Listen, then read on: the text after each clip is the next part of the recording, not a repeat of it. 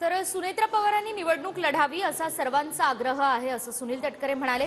तर माझी लढाई वैयक्तिक नाही वैचारिक आहे असं सुप्रिया सुळे म्हणतायत। नाती माझ्यासाठी कायम राहतीलच, भाजपसोबत काम करणाऱ्याच्या विरोधात माझी लढाई आहे असंही सुप्रिया सुळे म्हणाले। सुमित्राताई असेल की पार्थ असेल म्हणजे त्या ठिकाणी लोक निवडणुका लढवणार अशी चर्चा आहे।